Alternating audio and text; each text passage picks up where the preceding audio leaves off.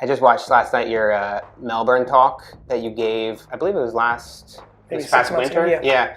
And you were talking about you were essentially encouraging 30 to 40-year-olds to downsize, move back with the parents. Where does that come from? There's something very in the air that is manifesting to me that's clear, which is we have a lot of people out there that really pretty much live their lives based on other people's opinions. And I just know that right now somebody's listening or watching who overextended themselves and owns things they can't afford, actually desperately loves their parents.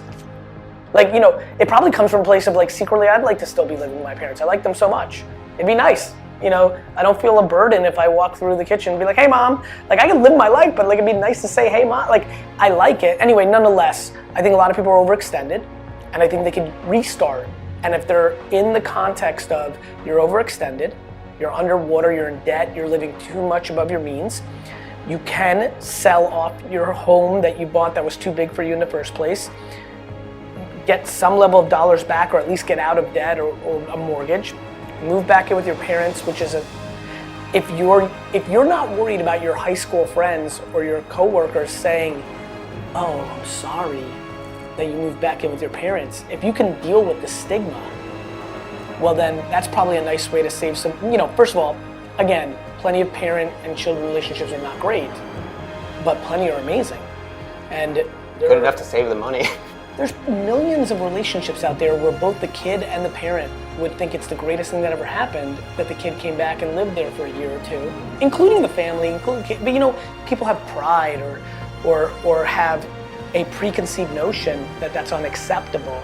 That's in the air. And so I'm trying to start conversations that I believe in. I believe there are hundreds of thousands of people who would become miraculously happier if they saw the world in a different way and did something as practical and as out of left field in at least today's popular society as selling their home, getting back that equity, moving in with their folks for a couple of years and reestablishing a career. You know, one of the big things that I'm passionate about is, are you doing something you enjoy to do? Like happiness and fulfillment has to become a much bigger part of the conversation than financial upside. I'm always very hurt when people think that I'm pushing hustle and too much work and make it for the money. You know, my behavior doesn't map to that. I would have been a venture capitalist then. Like I'm talking about actually liking what you do and being in a place where you don't have issues or internal mindset struggles because you actually have been able to start the process of not worrying about other people's opinions. The best decision I ever made in my life was after college, $97,000 in debt, buying a brand new car. That wasn't the best decision, but it was then moving home and being able to spend 2 years at home with my parents, starting my business. Actually, it's funny, the retained client that changed my life was actually Vidler.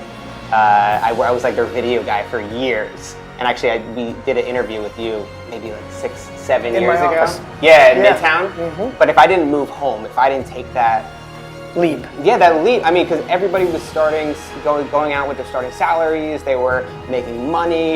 And then for me to move literally in my parents' basement, making no money. That was where like minimalism came in for me, where I saw it. I was like, oh, I don't need all that stuff. I don't need to prove anything to anybody. I don't need to prove anything to myself. Like, I'm happy with what I have now, and I'm happy with the stuff that I'm making, and I have a vision of where it could go.